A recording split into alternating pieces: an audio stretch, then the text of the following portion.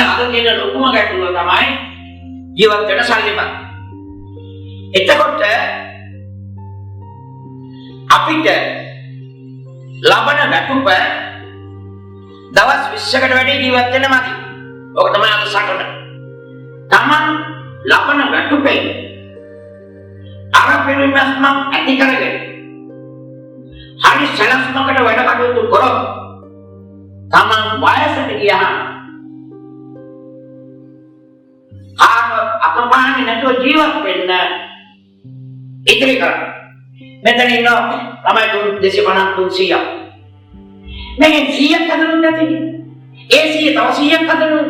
කොහොම හරි හොඳ දේ මරන්න බෑ.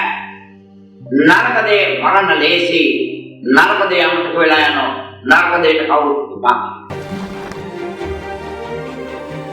හැඟීම් හා ආවේග පාලනය කර නොගතහොත් ඒවා ඔබේ දියුණුව හා අනාගතය පාලනය කරයි.